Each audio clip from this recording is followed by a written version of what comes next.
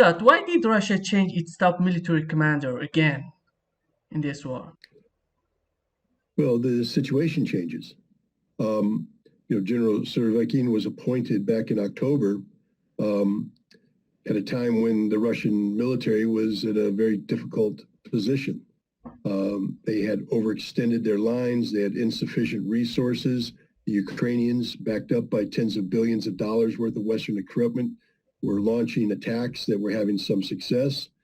And so there was a need to bring stability and order to the Russian lines while Russia underwent partial mobilization to bring 300,000 plus troops to the combat zone.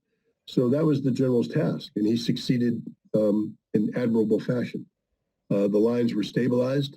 The Ukrainians, their offensive was stopped. The Russians continued, offensive operations in the Donetsk region, which have had great success. They just captured Soledar. They're threatening to capture Bakhmut.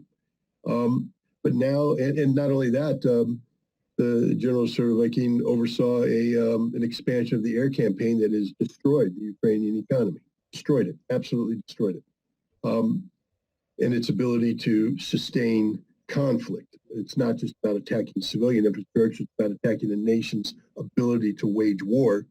And General Surovikin has severely degraded Ukraine's ability to wage conflict. The fact is, Condoleezza Rice and Robert Gates, two former senior U.S. officials, have recently co-authored an opinion piece in the Washington Post where they say, without continued injection of billions of dollars of Western financial assistance, the Ukrainian economy would collapse. And that's because of General Surovikin. So he's not a failure, he's a success. In fact, at the end of last year, President Vladimir Putin awarded him a very senior military honor, the Order of St. George, which is given for extraordinary military accomplishment. So clearly this man is doing something right. But now the time has come where 300,000 reservists have been mobilized, trained, equipped. Russia is getting ready to change the nature of the conflict. Vladimir Putin himself said that because of the intervention of the collective West, this is no longer a special military operation. This is war. And so now Russia is getting ready to wage war. Generals are good. There's no doubt that generals provide the command presence and they lead by example. But what wins a war is the general's staff, the people underneath him who can organize the forces logistically, operationally, communications. And the staff of General Surovikin is limited in what it can do and limited in what it cannot. And what it cannot do is oversee an expanded conflict that may, I'm not saying will, but may bring in a whole new front out of Belarus, a whole new front out of Belgorod, and expand the air campaign to a strategic air campaign, a standalone course of action that focuses on not only continuing the destruction of Ukraine's ability to economically sustain war, but physically interdict the West's ability to reinforce Ukraine. Each one of these tasks requires a staff that is equivalent to the staff that General Surovikin currently has underneath him. So you can't sit here and expect General Surovikin to adequately manage the totality of what Russia's getting ready to do with the staff that he possesses.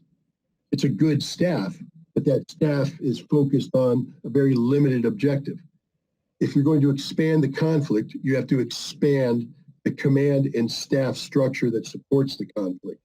And so what they've done is wisely brought in General Gennady Gerasimov, the chief of staff of the Russian Armed Forces, a very experienced general officer, and they put him in charge of the overall operation. And then they've broken the conflict zone into different categories. And General Surovikin is now his deputy in charge of the air campaign. He hasn't been demoted.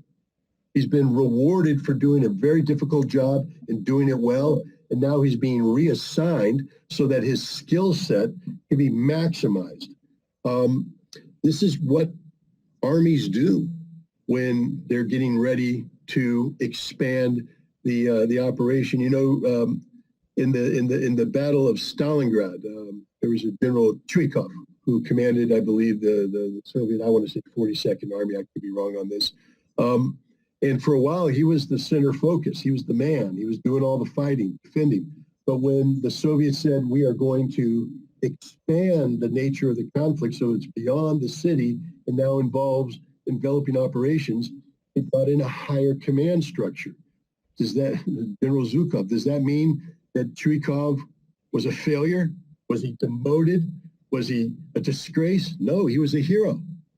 But the war had grown beyond his ability to control. And that's what happened with General Surovikin. He did an amazing job.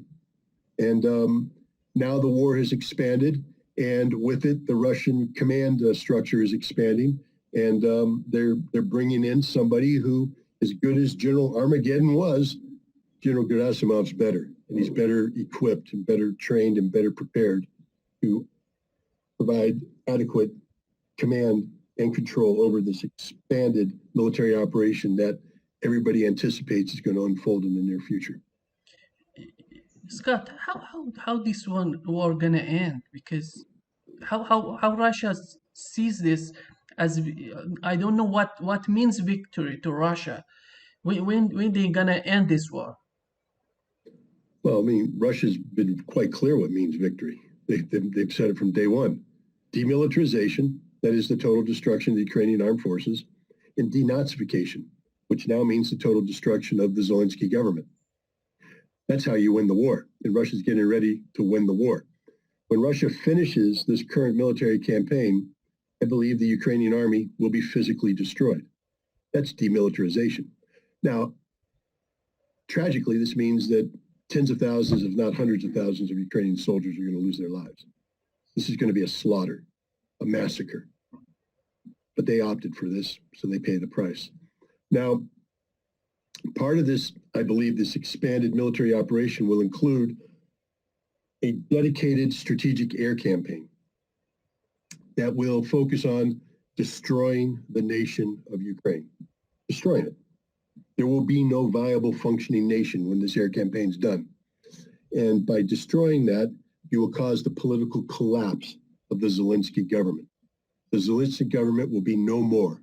It'll be replaced by another government that will be, I believe, prepared to accept unconditional terms of surrender from Russia that include the denazification process, that is constitutional changes in the Ukrainian government that outlaws the ideology of Stepan Bandera, outlaws political parties that have embraced the ideology of Stepan Bandera and put in place adequate societal control mechanisms to ensure that this odious ideology never again rears its ugly head. That's denazification. Now the war is over. I just explained to you how this is going to happen. It's going to happen this year, I believe. It's going to happen at the cost of the Ukrainian nation. It's going to happen with the sacrifice of the Ukrainian people, but it's going to happen. But it's gonna happen before summer coming along, or it's gonna... No, nothing happens quickly. And if anything, the Russians have said, they're not driven by a calendar. Russia's not putting an artificial date up there. We must be in Kiev by Victory Day. No. All they're saying is we will accomplish the mission. Demilitarization, denazification. One of the things the Russians have learned is that they're not in control of the overall situation. They can't control how much equipment the West provides. Understand that the West is the equivalent of a drug dealer for the addict that is Ukraine. The addict can only function if the addict has continued access to narcotics. And the West is the supplier of the narcotics. So long as the West continues to supply the Ukrainian addict with drugs, then this problem will exist. Russia will do its best to squeeze off the supply of narcotics and subject the Ukrainian addict to a rehabilitation program. Now, that's a cute way of saying they're going to kill a lot of Ukrainians and they're going to destroy the Zelensky government, and they're probably going to destroy the Ukrainian nation. But, addiction is a self-destructive process, and Ukraine only has itself to blame. But this is a process that's not driven by the calendar, it's driven by results. But in looking at, for instance, demilitarization, I don't see how the Ukrainian military, even if it receives even more assistance from the West, will be able to stay on the battlefield past this summer. So by fall, I expect the Ukrainian military to be destroyed. At the same time, I expect that the Ukrainian economy will be absolutely gutted, tragically so, but gutted.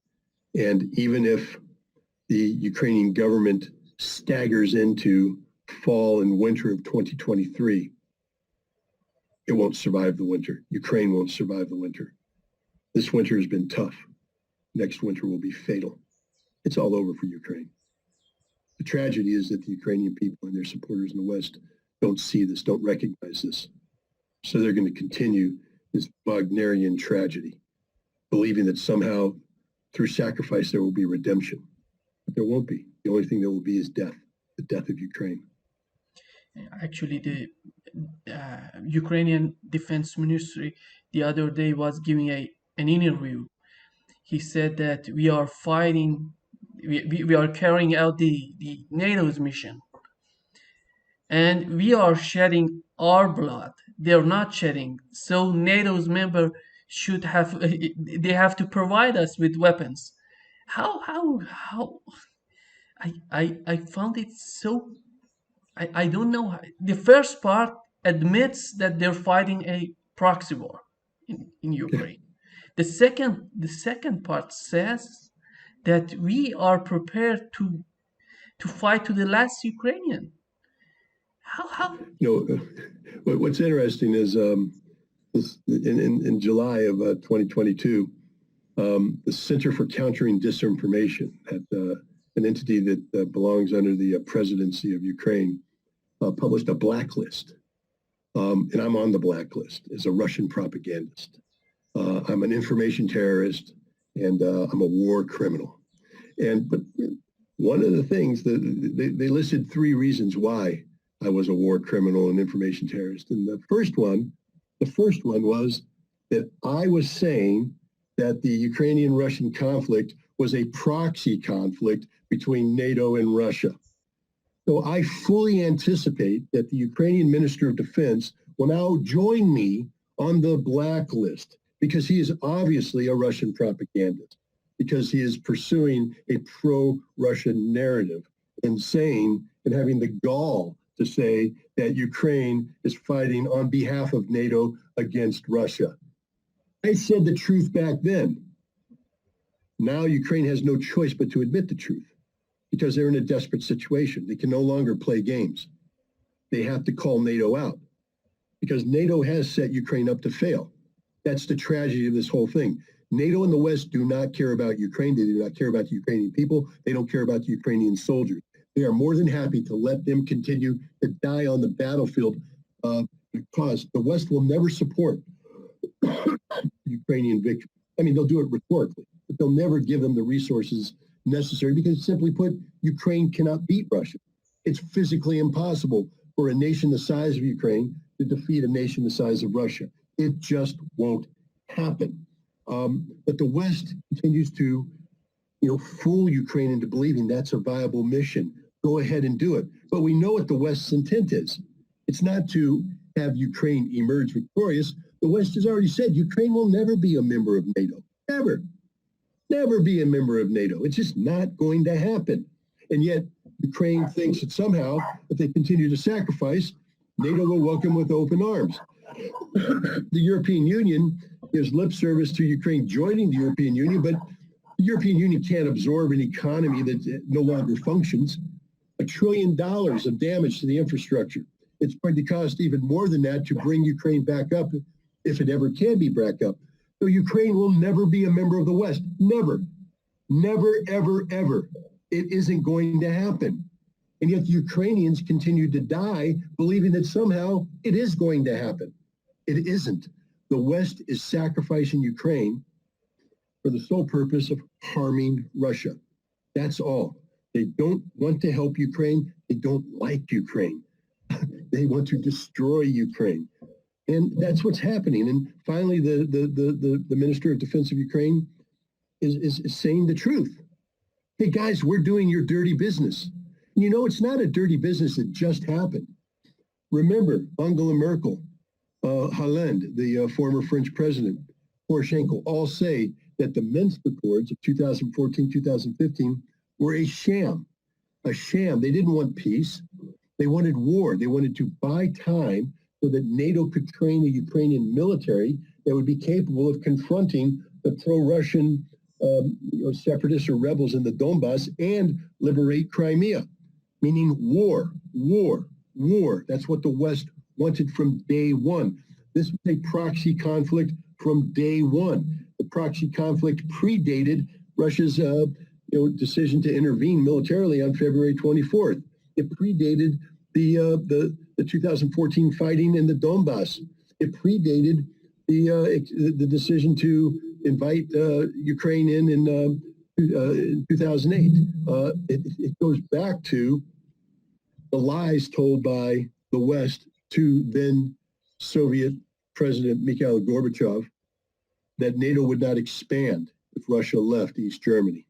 If Russia voluntarily left East Germany, withdrew the 400,000 troops, that NATO would not expand 1 inch eastward. That is a direct quote from James Baker, then Secretary of State of the United States of America. We lied then because our policy has always been to exploit Russian weakness, to contain Russia, to undermine Russia for the purpose of having Russia collapse. That has been our objective from 1990. It's our objective today.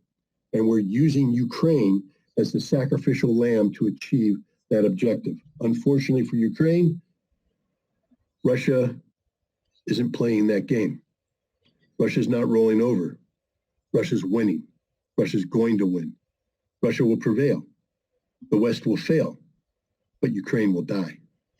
How they can convince these people? I saw they're recruiting very young males, 20, 22 years old. How it's so ugly to do such a thing to your nation. Yeah, you can't, if you call yourself a Ukrainian nationalist and you support what's going on today, you hate Ukraine. It's as simple as that. You hate Ukraine. You say, how do we solve this? I'm going to be brutally honest here. There's some problems that can only be solved with a bullet. When people have imbued hatred into their very existence.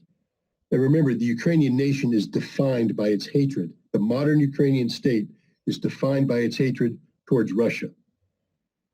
They're taught from the very beginning to call the Russians Moscow, which is a derogatory term. They call them orcs. The followers of Stepan Bandera view the Russians as subhumans. They slaughtered them during the 1940s and 1950s. 200,000 Russians, 110,000 Poles. These aren't good people. And you can't rehabilitate them. There's some you can, the non-believers, the people who have inadvertently been sucked into this situation. But the true believers, the ones who tattoo the swastika on their hand, who say Sig Heil, who march, who murder, who shoot Russian prisoners of war, who speak about, wanting to kill Russian children. There's only one solution. That's the bullet. So sad. Yeah. Yeah. But they made the decision. They made the decision. It's a conscious decision on their part to do this. We all come into the world equal in the eyes of our Creator. Children are not born evil.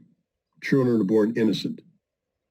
And what a child turns into as an adult is a direct byproduct of the environment that they are raised in. Let's take a look at your average Russian boy. They're not perfect. None of us are.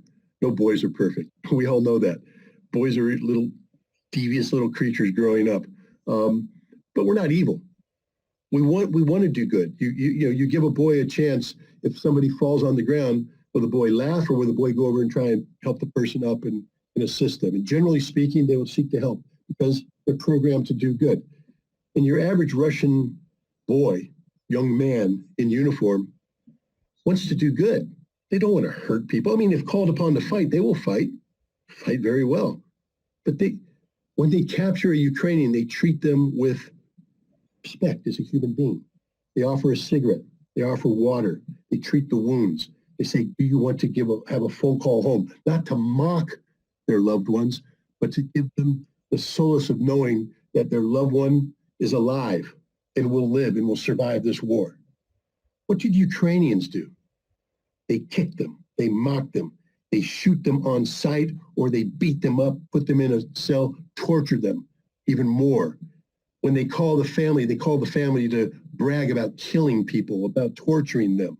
They want to call family to make the family suffer. This isn't done. This doesn't happen by accident. And the fact that it's so widespread in Ukraine means that your average Ukrainian man has been programmed from childhood to believe this is okay, that Russians are subhuman, whereas your average Russian man has been programmed to treat the Ukrainians with respect, as co-equals, as fellow human beings. Yes, we can find deviations. I know for a fact there's Russians out there who are ultra-nationalistic nature, who call the Ukrainians ho-ho, and they speak to them about pigs and wanting to fry the pigs. It's disgusting. It's disgusting. But it's in isolation. It's not reflective of the Russian totality. Whereas in Ukraine, the exception is the Ukrainian who speaks of the Russian well, who speaks of the Russian as equals, who speaks of them as fellow human beings. And most of those Ukrainians have an aspect of Russia in them, whether they are ethnic Russians themselves, whether they have parents or relatives that are Russian, or there's something about them that lends itself to understanding that the Russians are human beings and co-equals.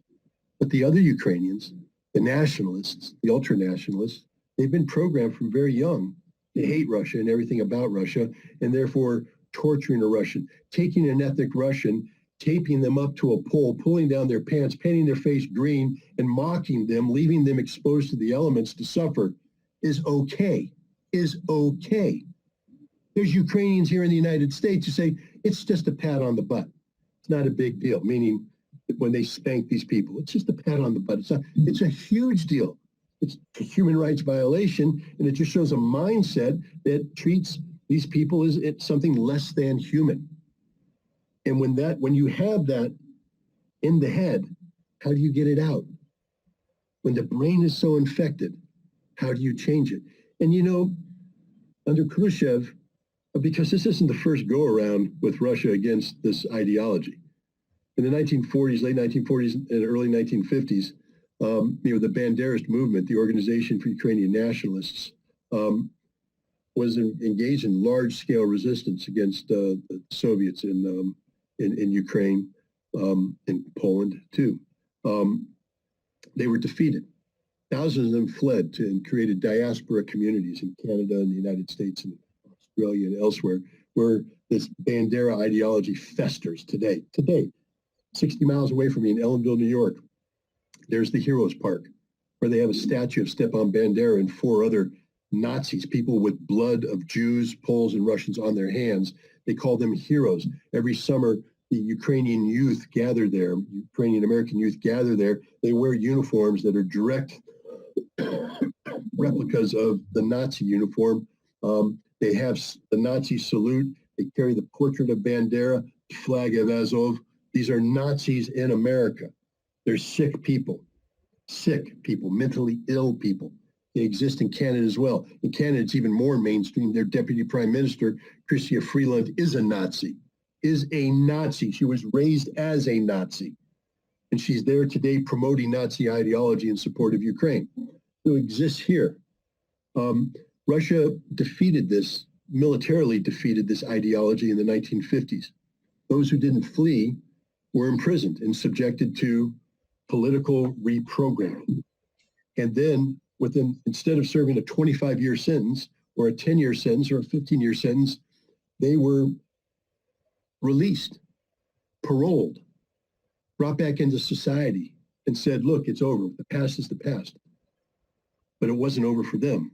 They lied to the Russians about reprogramming. Instead, in their basements and in hallways and in dark alleyways, they continued to organize and plot with the assistance of the Central Intelligence Agency, which continued to fund this movement all the way up until 1990. They're there. They're festering. They hate. They represent nothing but hate. And now today, if you're going to denazify Ukraine, that means you have to have a solution for these people. Now, I don't want to be too crude here, but the best solution is they all pick up a weapon and go to the front line and get killed. That's the best solution. It's the easiest solution. Self-termination. But some of them are going to get captured. And the Russians already have a solution for that. They have imprisoned many of these activists. Now, if you're guilty of a crime, you'll be tried in a court of law and held accountable to the rule of law. But many of these activists are being given a second chance. Denazification. And the Russians are honest about it, meaning they're giving them an opportunity to try and redefine their life, acknowledge the mistakes, etc. But, you know, how many times do the Russians have to be fooled?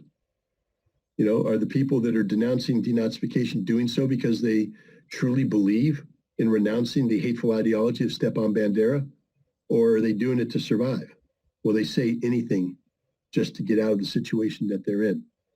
That's what they did back in the 1950s. There's no guarantee they're not going to do that again today. I'm not advocating that Russia kills prisoners. I'm not advocating that Russia does anything inhumane or in violation of international humanitarian law. I'm just saying that it's very difficult to reprogram people. In Germany, in the aftermath of World War II, the ideology of National Socialism, of Nazism, survived in the basements of the homes of many Germans, where they had shrines to the past glory. They weren't allowed to take these symbols out of their home, parade them in the street, but they did it in secret. And this is the future of Ukraine for any one of these Nazis who survives this conflict and doesn't flee or isn't killed. They're going to take this ideology into the basement, and it's never going to die. So that's why I say the only true solution is the bullet. So I'm hoping that every single one of these true believers puts on a uniform and goes to the front line and is given the opportunity to die for their country. Scott, Biden had a meeting with Justin Trudeau in Mexico. He said something so amazing. He said, "I'm lucky. I got Canada to the north and Mexico to the south, and two oceans on either side." I was thinking, who else is lucky? Russia's lucky? No. Ukraine. United States has Ukraine there. Is China lucky? No. Taiwan. Japan. This article, this interview, Financial Times, with U.S. Marine commander in Japan, he says we are preparing for war with China. How do you see this? How do you see the relation between China and United States? When a commander, he's a top commander, confessing that they're preparing to fight China. Well, remember, the military commander only does what he is told to do. It's not as though this military commander woke up this morning and said, what are we going to do today? Let's prepare to go to war with China. No. Remember, all our military leadership in America works for civilian leadership. That's the way it is. The civilians are in charge. In America, we publish a couple documents. We publish something called the National Security Strategy of the United States of America. It defines the strategic objectives and directions. That is then turned into something called the Defense Strategy, the National Defense Strategy.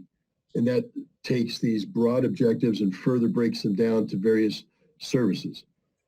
And then each service commander reviews that and comes up with their own strategy on how to meet these objectives. Commandant of the Marine Corps, General Berger, when he came in, he did a review, and he was brutally honest. He said, for years, the Marine Corps has not been complying with the mandates given to it by the National Security Strategy and the National Defense Strategy. So the Marine Corps has failed. The Marine Corps is not able to accomplish what they've been tasked to. The Marine Corps has married itself to what he called legacy tactics, legacy operations, legacy equipment, weapons, meaning legacy things in the past. You know, because the Marine Corps is a very successful military organization, we pride ourselves on our history, and so many people are unwilling to break free of historical attachments to the concept of Marines, you know, getting on an amphibious assault vehicle and going across the beach, doing a classic amphibious assault. That means that in order to do that, we have to have big amphibious vessels, etc. But the nature of war has changed. We have area denial weaponry. As these ships come close to a shore to dislodge their Marines, they'll be sunk by missiles, and all the Marines on board will die. And so he said, why do we want to continue to do that if we're tasked with potentially confronting China in the South China Sea or defending Taiwan? If we've been ordered by our leadership to do this, and yet we're staying, you know, we're staying faithful to legacy, then we're not accomplishing the mission. So he said, I'm reevaluating the totality of how the Marine Corps operates. He got rid of tanks. He got rid of military police. He got rid of a number of things that he found that didn't directly support the mission the Marine Corps has been given. And he has asked his subordinate commanders to come up with what needs to be done to successfully fight China if they're called upon to do so. And so the Okinawa commander said, we're going to be prepared. We're going to reorganize so that we have long-range strike capability so that we can strike China in case of a Chinese attack on Taiwan. It's not that he woke up in the morning and said, aha, I want to fight China. He's received his orders to be prepared to fight China, and he's executing those orders. So we shouldn't condemn or criticize the Marine commander for doing his job. What we should do is condemn the political leadership for promoting conflict when, at the end of the day, the Marine Corps won't be able to accomplish its mission regardless. China's a big, tough target. The Marine Corps is a very good organization, but it has limitations in terms of size. And because it's not a huge organization, that means that its lethality is limited to what it can bring to the table. It's also, you know, when Joe Biden brags about the Pacific, understand this. The Pacific, yes, it's a great defensive barrier because it means the enemy has to go all the way across the Pacific to get to us. But it also means we have to go all the way across the Pacific to get to the enemy. And that complicates things. So the Marine Corps has been put in an almost impossible situation, tasked with doing something that geography and just the reality of economics and, you know, military composition makes it virtually impossible to do. I see. Hey, you see, Twitter files came out about the Russia that shows Russia had no interference in in U.S. policy. It was just all made up.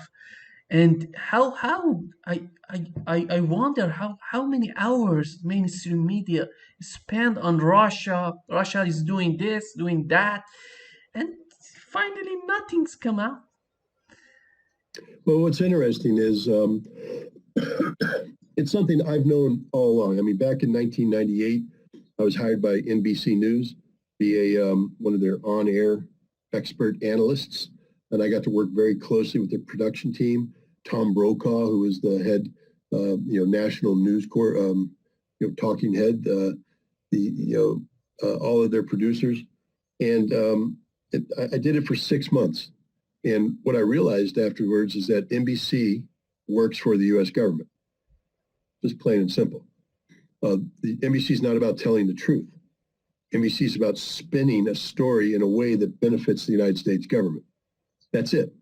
Their reporters all have direct links to Pentagon, the White House, etc., and they won't do anything that upsets these links because without these links, they don't get a story. Their job isn't to generate truth. Their job is to generate viewership. And you generate viewership by, massaging a narrative in a way that can draw in the public without alienating the source of the information, which is the U.S. government. I saw this with CNN in 2002, and I've seen it with every major Fox News. I worked for them for a while. Ideology doesn't prevent corruption of ideals. No news network believes in the news. They all believe in viewership. It's all a business, and therefore they're all loyal to that which provides them the information that can generate viewership, which is the U.S. government. We saw this recently in April of last year when NBC News admitted that they received information from the National Security Advisor, Jake Sullivan, that intelligence information that they know is wrong, that the U.S. government knows is wrong, but they release it anyways because their job isn't to tell the truth, but to shape a narrative. General Nakasone, the head of the National Security Agency, has admitted that he has personally authorized information to be released and given to CNN by name. He said CNN. So it gets on the air that night to what? Tell the truth? No, to shape the narrative, shape perception. So we know this is happening. Now we go to the Russian collusion case. We know it's made up. I mean, anybody who studied the story knows that Robbie Mook made it up in the aftermath of when there was an alleged hack against the Democratic National Convention. Rather than tell the truth, which is we don't know what happened. It might have been an insider leaking information for all we know. We don't know. But instead, he manufactured the Russian hack, which then he said was evidence of collusion. And it wasn't just him. He did that. The FBI cooperated with them in this. They to target Donald Trump and to try and accuse Donald Trump of being a Russian agent. The director of the CIA got involved and took a double agent who the CIA knew was a bad source and cleaned him up and took him straight to the president to promote the notion of Russian interference. And then when social media began to question the narrative, when social media began to say, it's not all adding up, they shut down social media. They control it. And that's what we see with the Twitter files. We see a direct collusion between the FBI, the Democratic Party, the United States government, and Twitter, a private company, to control the narrative. It's part of the process, to control the narrative, to emphasize one story and de-emphasize another, to deplatform anybody who dares challenge the narrative and to promote those who promote the narrative. Matt Taibbi deserves a Pulitzer Prize for what he's doing. So does Glenn Greenwald. Anybody who's going through the Twitter files and exposing the depth of the corruption of the U.S. government and Twitter as an organization deserves all the commendations they can get, because what transpired there isn't just about lying to the American people. It's the death of American democracy, because you're politicizing misinformation. I mean, one of the things I always say is when you have somebody up there shouting at the top of their lungs, as the Democrats did, the Russians are using social media to control the American people. And you go, no. What you should immediately say is they're mirror imaging. They're accusing the Russians of doing that which they are doing. Every single Democratic operative who is out there screaming at the top of their lungs about Russian collusion, about Russian bot farms, about Russian influence trolls, etc., are guilty of doing the exact same thing, what they did with Twitter, Facebook, and other outlets. It's a frontal assault on one of the fundamental notions of American democracy, and that's free speech. Free speech. The Democrats don't believe in free speech. Neither does the U.S. government, and apparently neither did Twitter or Facebook. We know that neocons and new liberals are together in this fight against Russia, in this hate against Russia. Why they're hating Russia so much that makes them capable of doing each and everything possible to harm Russia? Well, let's put it this way. First of all, they don't hate Russia because you can't say you hate Russia if you don't know Russia, right? Let's say you're the symbol of Brazil right now, you, all right? And I have a policy in Brazil I want to accomplish, but you're in the way. So I'm going to say that you're a murderer. I'm going to say that you're a rapist. I'm going to say that you have written books advocating the torture of puppies. I'm going to say you're the most evil person in the world. And people are going to say, my God, Scott, you hate him. No, because everything I just said about you isn't true. If it was true, then I could hate you. But it's not true. I don't hate you, but I am using you to create a symbol that can be hated. And I'm exploiting the ignorance of people by saying things about you that they are willing to accept at face value without question. So therefore, you become something else in the minds of others. But you're not deserving of this hate because none of what I just said about you is true. It's all false. That's what's happening with Russia. We have what I call the Putin Whisperers. You see, there's a class of people. We used to have genuine Russian experts, called them Soviet experts back then.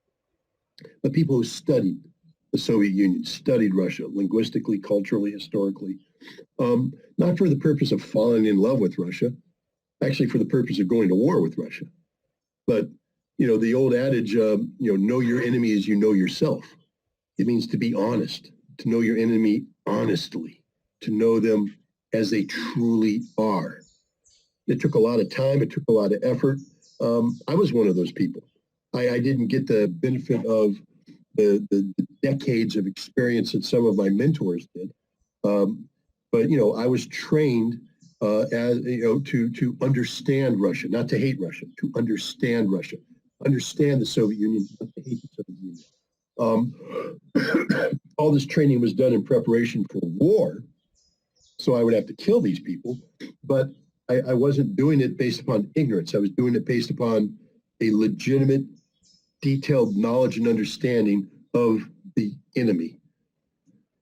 Then what happened is we transitioned into better relations through arms control. This knowledge and understanding enabled us to make that transition. You see, I didn't have to learn not to hate Russians because I already knew the Russians and I didn't hate the Russians. I just simply had to adapt to a new reality that said they're not my enemy. So I take the knowledge, the truth-based knowledge that I have about this problem set, and now I apply it to a new mission, which is peace, peaceful coexistence, disarmament. And it wasn't a difficult transition to make. I mean, emotionally it was difficult because to go from enemy to friend is an emotional thing. But from a pure factual base, it wasn't hard. There was no inconsistency in my fact set because this fact set readily transferred over here because it's the truth. But then the Soviet Union collapsed and we had to transition now from a nation that we were having peaceful coexistence with to a new mindset, a defeated enemy. Now, making that transition was almost impossible unless you redefined the fact set.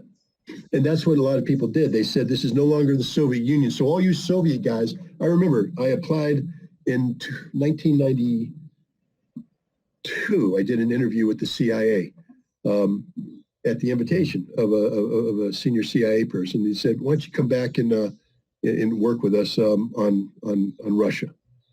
So I went up and I did an interview, and I was interviewed by the head of the new, they called it Oreo at that time, Office of Russian East European Affairs, or something like that. And he basically said, your experience is no good to us. You're tainted. You're a Soviet guy. You have that old thinking. We need new thinking. I'm like, but the fact set hasn't changed. The fact set is the same. What do you need? You need a new way of thinking. What does that mean? What that means is they need people who will view Russia as a defeated enemy, people who aren't looking to peacefully coexist with Russia, but people who are looking to economically and politically exploit Russia. You see, the policy wasn't to live in peace. The policy was to destroy Russia, to dismember Russia, to cause it to collapse in upon itself. And this required the need to jettison the old hands and bring in new people like Michael McFaul. Michael McFaul is not a Russian expert. He's not, simply not. He's ignorant as the day is long about Russia. Michael McFaul is a Russian exploiter.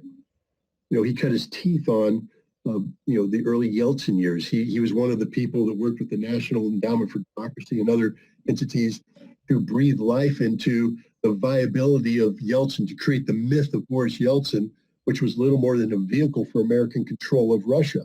And he was one of the people that sought to politically dominate and economically exploit Russia. He's an enemy of Russia who calls himself a Russian expert.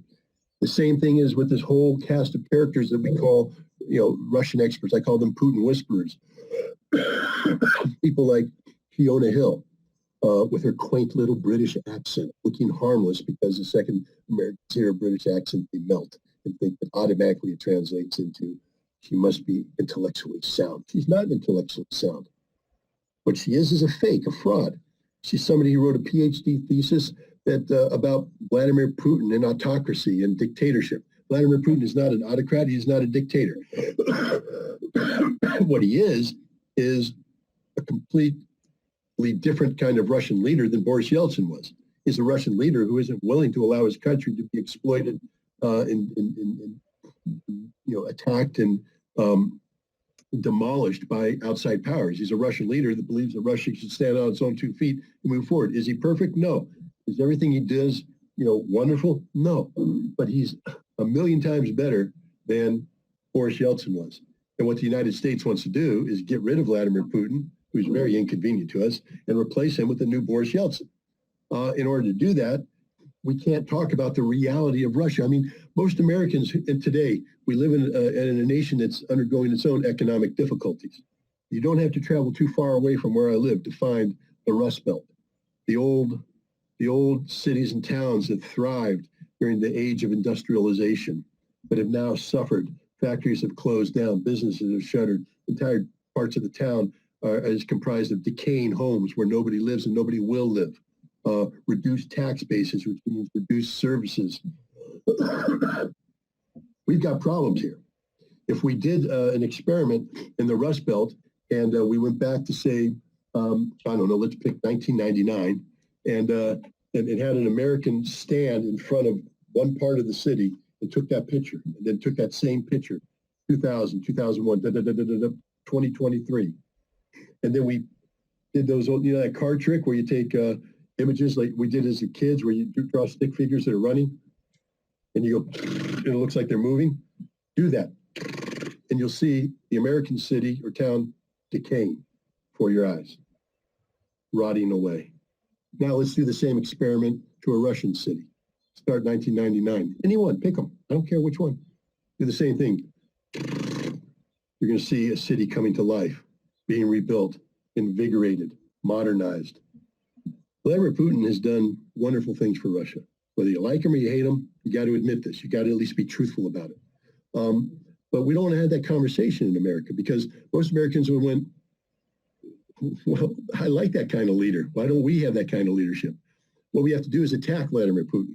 We have to attack the Russian nation. We can't talk about the reality of Russia. We can't talk about the complexity of Russia. We can't talk about the fact that it's the largest landmass country in the world.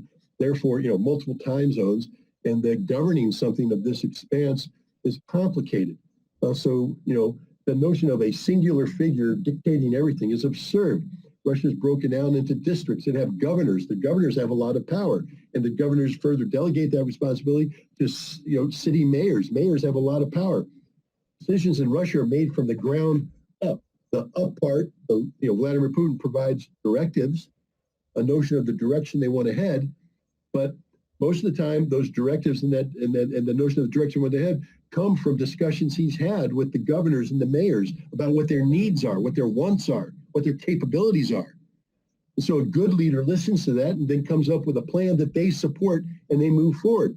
But we can't talk about that because that's too hard. There's an old saying, when you're explaining, you're losing. And so anybody who wants to promote a policy of confronting Russia, but then has to explain why that's a good policy in the face of the reality of Russia, is going to lose. So no, we reinvent a Russia, just like I reinvented you when I said I want to attack you. I tell a story that has nothing to do with the truth. I come up with stories that are just manufactured out of thin air, stories that are designed to make people afraid, to fear. Ignorance is the worst thing, because from ignorance comes fear, and that fear can be exploited by people. So we've turned Vladimir Putin into the personification of evil. We've turned Russia into a nation of robots, people without a heart, without a soul, who blindly obey their leader, without any notion of the consequences of their actions. That's just not Russia. But the people today who are advising President Biden, who advise President Trump, who advise President Obama, who advise the next president, they're not Russian experts. They're the most dishonest class of academics America has ever known. They're people who promote hatred through ignorance. And if you call yourself an academic, if you're somebody who believes that knowledge is power, and you turn around and use that platform to exploit ignorance through misinformation to generate fear for political purposes, you deserve to be fired on the spot. Scott, did you watch that documentary, The Rise of Putin? I don't know. I did. How did you find the documentary? Well, first of all, understand that I have made a documentary. You? So I've made a film. I didn't know that. Yeah, I did. Yes, I'm a filmmaker. I'm a director, a producer, a writer. Called In Shifting Sands. It dealt about Iraq. And I'm proud of the movie. I'm very proud of the movie. But I know what it takes to make a movie. And I know what editorial decisions had to be made to create a narrative, and then how difficult it is sometimes to get the facts set to match the narrative you're trying to do. How difficult it is to do a project like this with integrity. I believe I did that. I'm not accusing the person who made this film of doing anything other than that. I'm just saying that, people who watch a documentary don't understand. What they're seeing is the duck on the water, just smoothly moving around. What they don't see are the feet underneath going like this, how difficult it is to do something like this. And anybody who watched In Shifting Sands knows that in order for me to tell that story, I had to oversimplify extraordinarily complicated issues. I didn't lie, but you can't, you only have so much time. So you have to simplify things. You have to, pick and choose. And there were gaps in the narrative. There were things that have to be done, have to be jumped over, not because you're trying to deceive people, because you only have a limited amount of time to tell the story. And that's what happened here. I mean, it paints, I think, a very a compelling picture of Putin. I think it's something people should watch. But the only reason I'm saying this is that I think documentaries are the lazy person's way of trying to learn a subject. That the true way to learn about Vladimir Putin is to read all the books you can read, to view all the totality. The way I'd like to see this documentary is for him to release every interview he did in totality, so that you don't see the editor's choice. You see everything. You see the hesitation on the part of someone when you ask them a question. You see them struggle. You see them start an answer, stop, and then re-answer, and all that. That's all I'm saying. I mean, yes, I saw it, but I think it painted a generally positive portrait of Vladimir Putin. And I'm not against the positive portrait of Vladimir Putin. I think so but as I'm well. against oversimplification. I do think this way, that it was a good picture of Putin because it was. Yeah. No, and there's nothing wrong with that. I'm not attacking. I'm just saying that I think Vladimir Putin himself, in a moment of honesty, away from the cameras, would say, I'm a little bit more complicated than that. It's not that easy. It's not that simple. That's all I'm trying to say. I mean, I like it, but I think sometimes you do a disservice to a person of such historical importance as Vladimir Putin by creating a overly simplified positive portrait. I I think if Vladimir Putin, I don't think is afraid of the truth. I think if the whole truth was laid out there about Vladimir Putin, he would still come off on the very far along on the good scale. He's not going to come off as an evil person, a bad person, a disingenuous person. I think he's going to come off as a very, very good leader for Russia and a good person. And we should trust that process, not try to massage that process by creating smooth documentaries. That's all I'm saying. I mean, I liked it, but the problem with it is that it can be attacked and will be attacked by the other side as, pro-Putin propaganda. You can't win. You can't win dealing with Vladimir Putin or Russia. I mean, if you did a documentary about Russia that showed Russia in its true state, for all the good, the bad, the warts, beauty, everything, people say, well, that's pro-Russian propaganda. Because at the end of the day, Russia's going to come out on the good scale. Despite all of its problems, all of its difficulties, all of its history, Russia's still a good country. It's a good nation with good people. They don't have to hide behind anything to get to that conclusion. But the problem is, in telling that story, if you try to, Photoshop away the pimple and, cover up that scar and let's get rid of that wart, people are going to look at the picture and say, that's propaganda. It's not the truth. I don't think the Russians are afraid of the pimple, the scar, or the wart. They're like, yeah, I got a pimple, I got a scar, I got a wart. Yeah, so what? This is me. And what me is good. That's all I'm saying. I'm just against the process of photoshopping history. I see. I don't know if you heard about, we had here in Brasilia, the capital of Brazil, we had something like January 6th protest. Yeah. Do you think that CIA has had a role in this protest?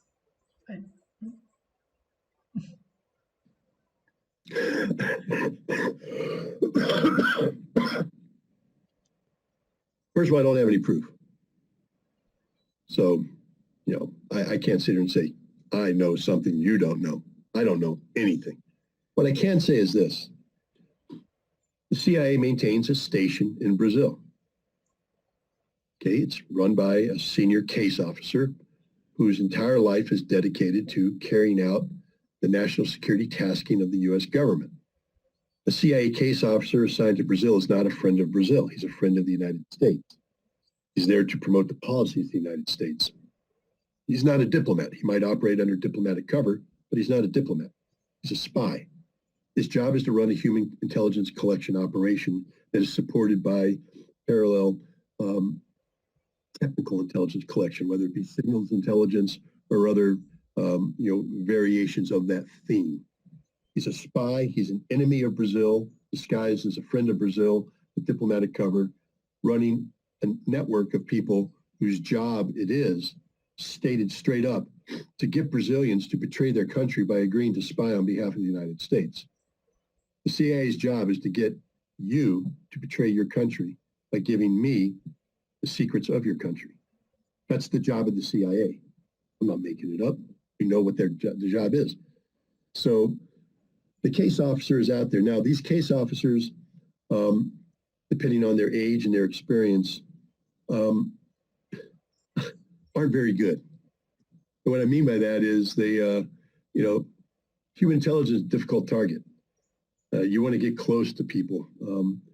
Sometimes political leaders make themselves readily available. I don't know if Bolsonaro has any ties to the United States that makes him directly accessible to the CIA.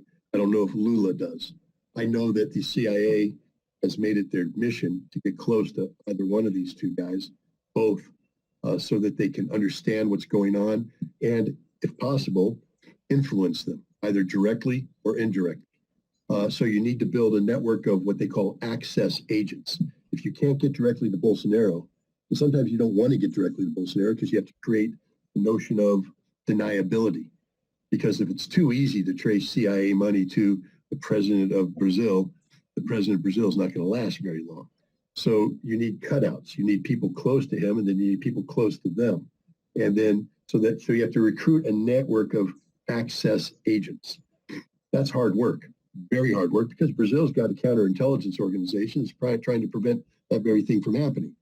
So all the legwork, the casework, it's hard work. CIA case officers tend to be drunks, alcoholics, sex addicts, everything, because it's a tough life.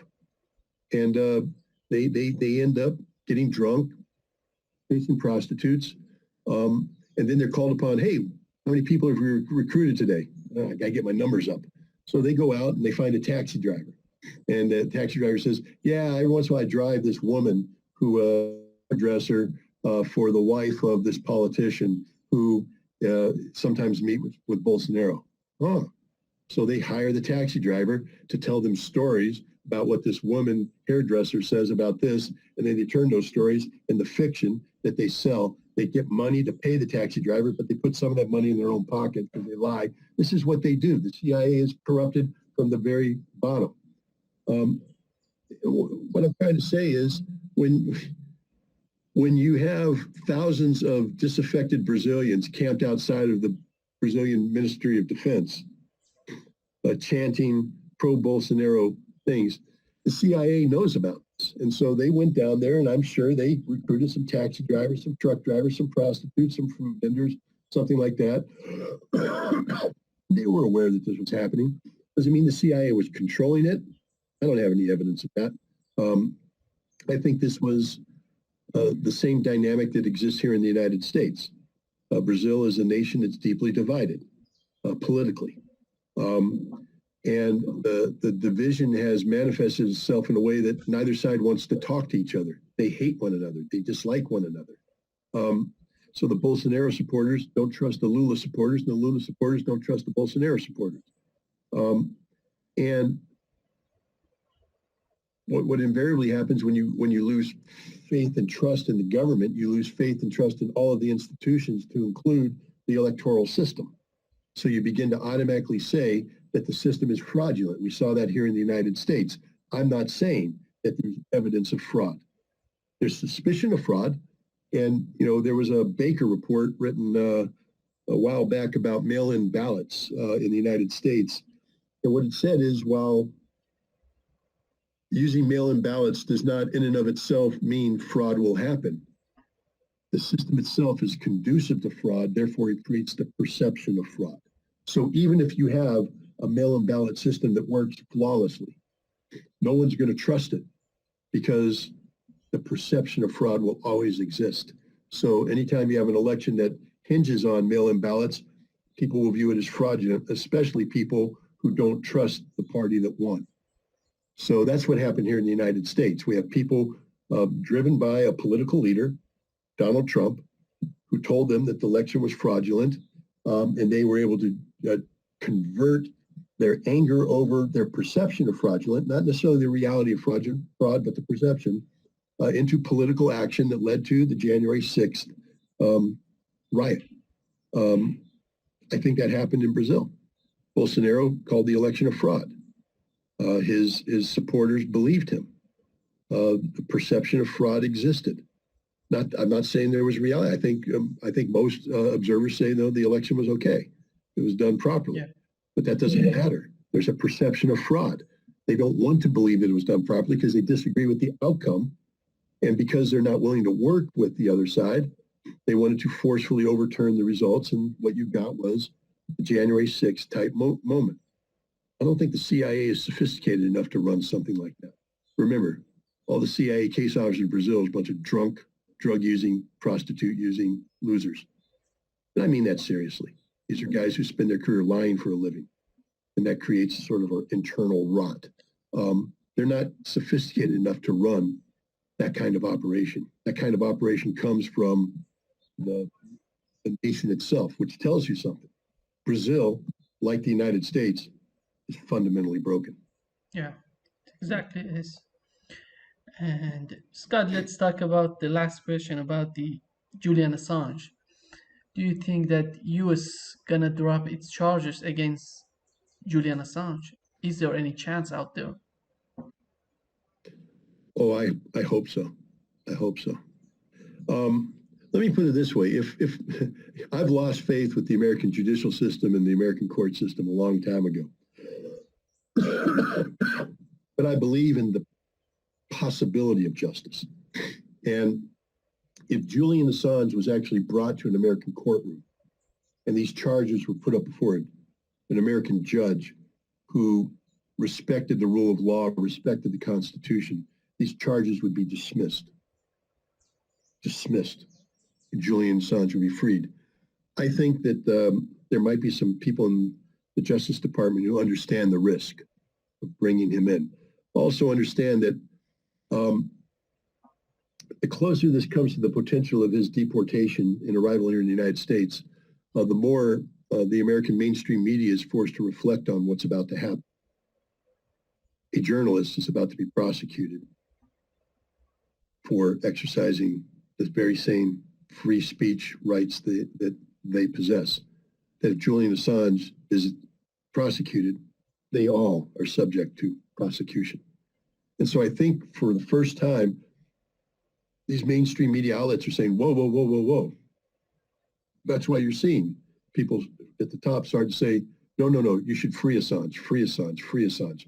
So I think Assange will be freed in a way that doesn't require the U.S. government to admit his innocence, but also in a way that avoids prosecution that could produce de facto proof of his innocence. So they'll maintain the fiction that he did something wrong, but he'll go free without ever having his day in court. And I think that's a possible, if not probable, outcome. And for his sake, I hope it happens. He has a wife, he has children, he needs to be with his family, he needs to live as a free man. And frankly speaking, he should be allowed to return to the job he did so effectively. That is, to be a journalist whose job is to expose the lies and deceit of government to the people. Scott, what's wrong? Because we know these journalists went after presidents in the United States. In those days, in those old days, they were so effective. They were so powerful. But now everything is corrupt. Yeah. How they can? They're not missing those old days. No, because it's changed. Remember, when you went after corruption back then, your job was to report the news. I mean, you take a journalist like Seymour Hersh, finest investigative journalist the world's ever known. His job was to get the truth. And he had editors who allowed him to get to the truth, and they published his stories. But later on, as the news business changed and became less about news and more about business, his stories became inconvenient to the editors. You see, the editors work for institutions that are, deeply affected by sources of funding. How else do editors get to hold their big luncheons and whiskey and, go to parties and walk around with their funky-looking tweed coats and scarves and say, I'm an intellectual, I'm this, host this function? Who pays for that? Who pays for that? Not the profit-generating news business.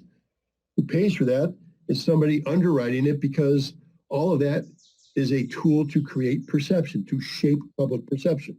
So people are underwriting the news business, not to tell the truth, but to shape perception. And sometimes the truth is horribly inconvenient.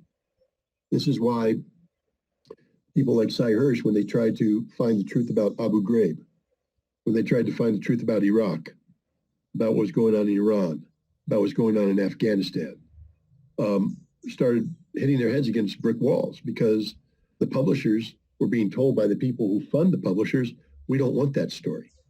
That story is inconvenient to the narrative. So America has killed investigative journalism, real investigative journalism. Yes, we have some very good independent journalists out there. We do. But it's very difficult to joust against windmills in a Quixote type endeavor if you're not even allowed to, get on the horse to begin with. Independent journalists are always on the outside looking in. Very rarely do they get the opportunity that Matt Taibbi has right now to go through, the actual primary materials. Independent journalists are chipping away on the fringes. They do a good job of connecting the dots, but it's very difficult for them to get to the heart of the story. And when they do, for instance, ask Glenn Greenwald why he left The Intercept. The Intercept became too successful, too good at doing what it was doing. So it was bought out. New money came in that took control of the narrative. And Glenn Greenwald, with his integrity, couldn't be part of that anymore, so he left. But he's not getting the phone call now from, the Secretary of Defense or the Undersecretary of this or that, because he's not part of the game. The only people that get those phone calls are the people who are playing the game. And the game isn't about truth. It's about business, generating business. So American journalism has lost touch with that which once defined it, the integrity, the unbiased desire to find the truth no matter what, no matter where the chips fell, tell the story the way the story must be told. Nobody's doing that anymore. They're all shaping the story to fit a narrative.